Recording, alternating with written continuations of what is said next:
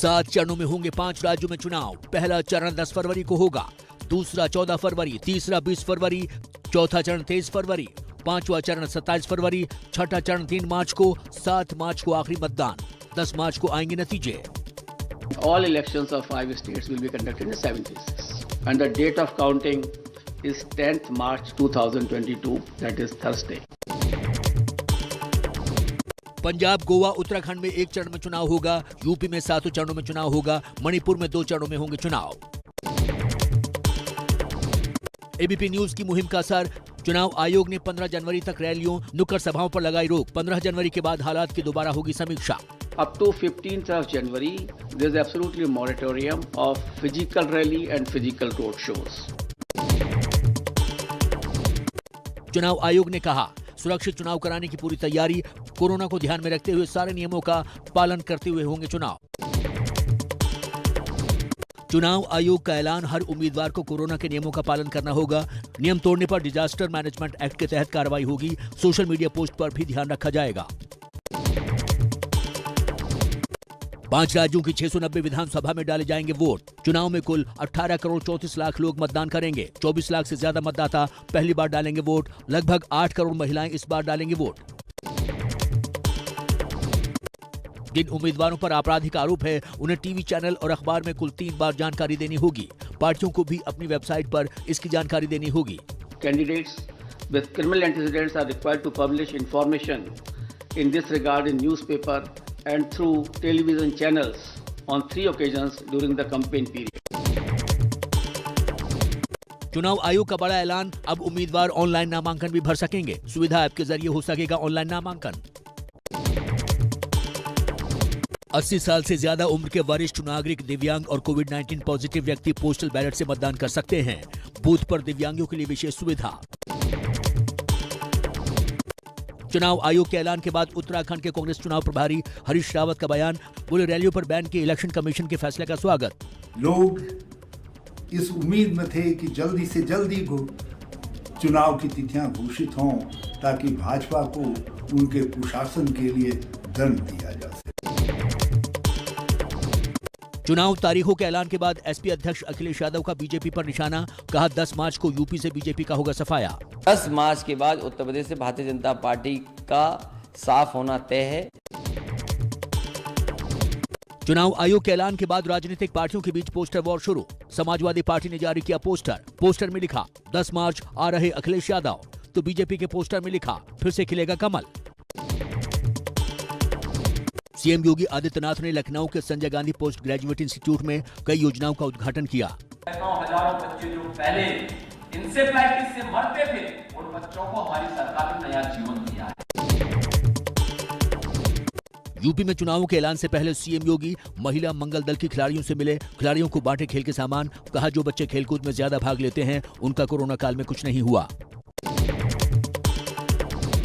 चुनाव तारीखों के ऐलान से पहले लड़की हूं लड़ सकती हूं कैंपेन में प्रियंका गांधी का बीजेपी सरकार पर हमला, महिला सुरक्षा पर उठाए सवाल, कहा महिलाओं को मजबूर नहीं मजबूत बनाना है। डीडी कॉन्क्लेव में बोले यूपी के सीएम योगी, कहा 2017 से पहले देश में बेटियां असुरक्षित थीं, लेकिन अब माहौल बदल चुका है। 2017 के पहले प्रदेश की बेटियां असुरक्षित थी, वे स्कूल नहीं जा पाती थी। 2017 के बाद ये परिवर्तन साफ आया है। यूपी में 24 सीटों पर चुनाव लड़ रहे निषाद पार्टी के अध्यक्ष संजय निषाद ने कहा, जब हम सरकार में शामिल होंगे तभी निषादों को आरक्षण मिलेगा, सरकार से बाहर रहकर आरक्षण नहीं मिलेगा। जब हम सरकार में, देखिए सरकार में रहेंगे तभी लागू होगा, सरकार से बाहर रह के नहीं होगा। बीएसपी महासचिव सतीश चंद्र मिश्रा ने बिना नाम लिए बीजेपी पर हमला बोला, कहा कुछ लोग बीएसपी के बहुजन हिताय सर्वजन हिताय के नारे की नकल करने की कोशिश कर रहे हैं, लेकिन वो सबका हित करने के बजाय सबका नाश कर रहे हैं। एक दो का साथ, जो अपने खास हैं उनका साथ, बाकी सबका विनाश। तो ये देखने को मिला हम लोगों को। चुनाव से पहले पंजाब में गरमाया हुआ है पीएम की सुरक्षा में हुई चूक का मुद्दा। पंजाब सरकार ने केंद्रीय गृह मंत्रालय को भेजी चिट्ठी। पंजाब सरकार ने किसी भी आपराधिक चूक से इनकार किया, कहा जांच का विषय है जांच, इसलिए पंजाब पुलिस द्वारा एक एफआईआर दर्ज की गई है। सबसे बड़ी पार्टी होने के बाद भी आम आदमी पार्टी को झटका, नहीं मिला चंडीगढ़ मेयर का पद, बीजेपी की सर्वजीत कौर बनी नई मेयर, आम आदमी पार्टी का हंगामा।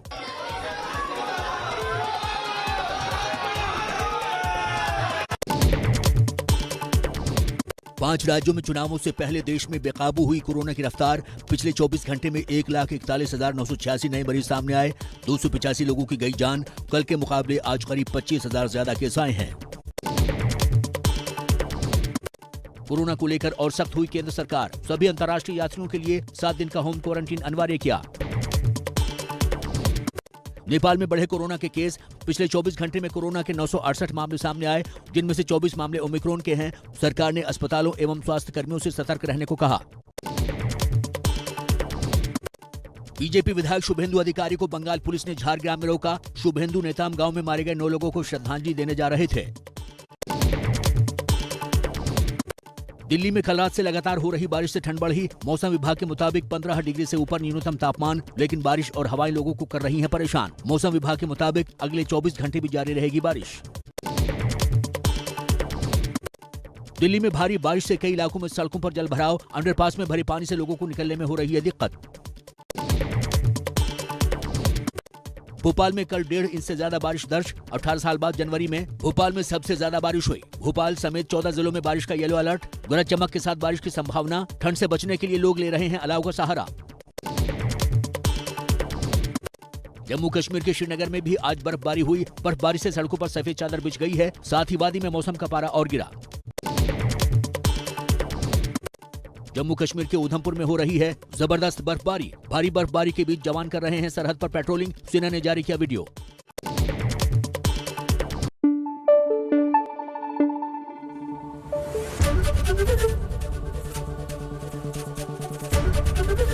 एबीपी न्यूज आपको रखे आगे।